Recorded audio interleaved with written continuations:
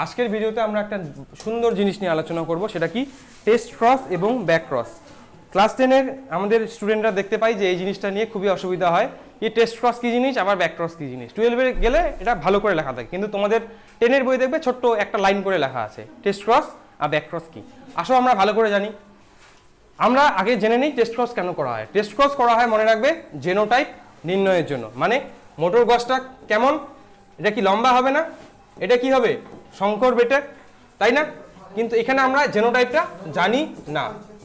আমরা কি জানি, গাছটাকে জানি লম্বা। দেখো এবার এই গাছটা কি হবে, লম্বা হবে, এটাও কেমন হবে, লম্বাই তো হবে, কিন্তু তার জেনোটাইপটা এটা হবে না এটা হবে, সেটা কি আমরা জানি? জানি না। তো এটাই আমরা কোন পদ্ধতিতে জানবো? টেস্ট ক্রস পদ্ধতিতে জানবো। কি লেখা আছে? কোনো জীবের জেনোটাইপ নির্ণয়ের জন্য ওই জীবের সঙ্গে হোমোজাইগোট প্রচ্ছন্ন বৈশিষ্ট্যযুক্ত জীবের ক্রস ঘটানোকেই বলা হয় কি টেস্ট ক্রস। মনে করো তোমাকে আমি কি করলাম, তোমাকে আমি এটা একটা দিলাম, আর কি দিলাম এটা, আর তোমাকে কি বলছে হোমোজাইগোট প্রচ্ছন্ন, এর সঙ্গে মিলন ঘটাবো কি, এটা কি হোমোজাইগোট প্রচ্ছন্ন, তাই না? এবার মনে করো তোমাকে একটা গাছ দিয়েছে, এটা মনে করো একটা মোটর গাছ। মোটর গাছটা কেমন, লম্বা, তাই তো? লম্বা মোটর গাছটা। এইবার লম্বা মোটর গাছের জেনোটাইপ কি হতে পারে? এটা হতে পারে, অথবা কি হতে পারে, এটা। এবার তুমি কি জানবে? দেখে তো তুমি লম্বা হবে, কিন্তু এই জেনোটাইপটা এটা না এটা তুমি কি জানো না। কিভাবে বুঝবে? টেস্ট ক্রসের মাধ্যমে। এবার তুমি এটা বেটে মোটর গাছ নিবে, এবার বেটেটার সঙ্গে, বেটেটা তুমি জানো বেটে কখন হয়, যখন দুইটাই ছোট হাতের টিটি হয়, তাই না? এবার দেখা গেল আমি মনে করলাম যে ধরলাম যে আচ্ছা এটা হতে পারে, জেনোটাইপে এটা ধরলাম, তাহলে বাচ্চাগুলো কি হবে? টি টি, এটা মিলনের ফলে এটা মিলনের ফলে কি হবে? টি টি, এটা মিলনের ফলে কি হবে?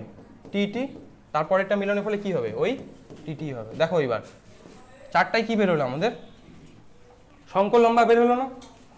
এইবার ধরে নাও তুমি কার সঙ্গে বিয়ে দিয়েছো, ধরে নাও আমাদের জেনোটাইপটা এই লম্বা মোটর গাছটা ছিল এটা, এবার বিয়ে দিলে এটা তাহলে কি হচ্ছে?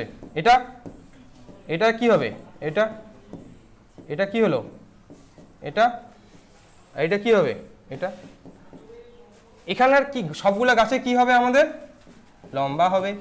এখানকার 50% কি হবে? লম্বা, আর 50% কি বেটে।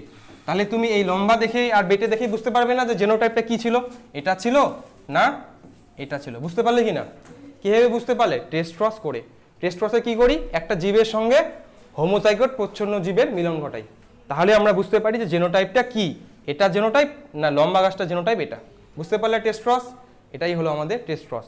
এখানে টেস্ট ক্রসের অনুপাত দেখো কত, এটা কত, লম্বা আর বেটে কত 1:1 হবে না? তাই এক সংখ্যক জনন পরীক্ষায় আমাদের টেস্ট ক্রসের অনুপাত কত? 1:1। এবার দ্বিসংকর জনন পরীক্ষাও কি টেস্ট ক্রসের অনুপাত কত? 1:1। মনে করো একটা জীব হচ্ছে এটা YY RR, এবার এর সঙ্গে বিয়ে দিব কার? হোমোজাইগোট প্রচ্ছন্ন, তাই তো? হলো। এবার এখান থেকে গ্যামেট কত ধরনের বের হবে? এটা, এখান থেকে কি হবে? এখান থেকে এখান থেকে কি হবে? এটা, এখান থেকে গ্যামেট কত ধরনের বের হবে? একটাই, তাই না? এটা। এবার এদের মধ্যে যদি আমি মিলন করাই, এখানে ধরলাম আমি ছেলে, এটাকে ধরলাম মেয়ে, এখানে কি YR, তাই তো? তাহলে এখানে কি হবে? Y R R, এটা কি হবে? Y R R, এটা কি হবে?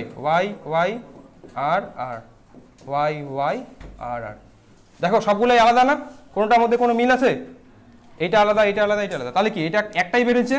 এটা কি একটাই, এটা কি একটাই, এটা কি একটাই। তাহলে দ্বিসংকর জনন পরীক্ষা মানে দুই জোড়া বিপরীত বৈশিষ্ট্যের মধ্যে করেছি, সেটাতে জেনোটাইপের অনুপাত কত?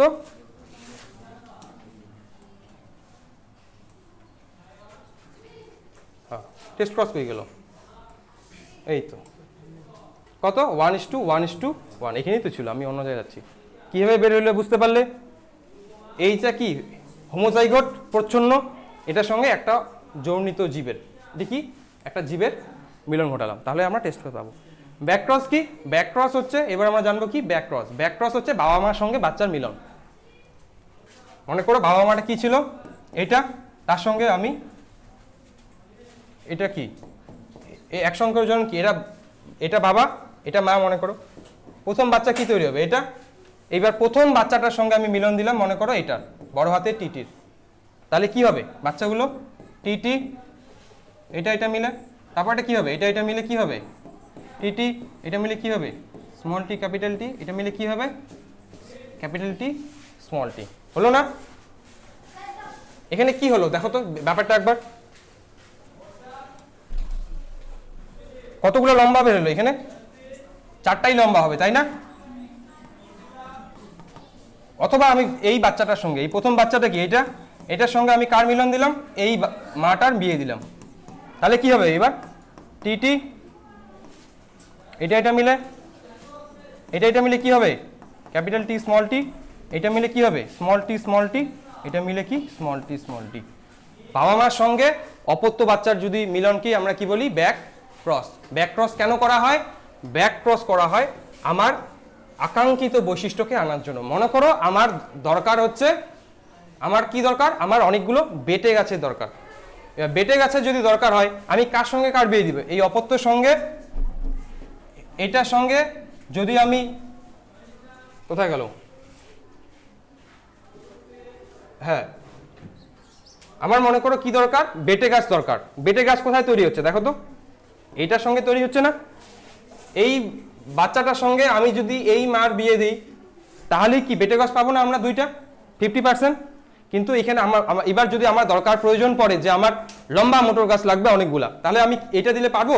কয়টা মোটর গাছ পাচ্ছি লম্বা, এখানে 2টা, আর এখানে কয়টা পাচ্ছি, 4টা। আমরা কি পাচ্ছি, লম্বা মোটর গাছ। তাহলে কি আমার যেটা দরকার সেই অনুযায়ী যখন আমি ক্রস ঘটাবো, তার জন্য কি করতে লাগবে, বাচ্চার সঙ্গে মার বিয়ে ঘটাবো। এবার যদি আমি লম্বা বাচ্চা দরকার, তাহলে আমি এই অপত্যের সঙ্গে কার বিয়ে ঘটাবো, বড় হাতের ক্যাপিটাল টি। এবার যদি বেটে বাচ্চা দরকার, তাহলে এটার সঙ্গে কার মিলন ঘটাবো, ছোট হাতের টি। তাহলে আকাঙ্ক্ষিত বৈশিষ্ট্য আনার জন্য আমাদের কি করা হয়, ব্যাক ক্রস করা হয়। তাহলে এই থাকলো তোমাদের ভিডিওতে টেস্ট ক্রস এবং ব্যাক ক্রস। Thank you.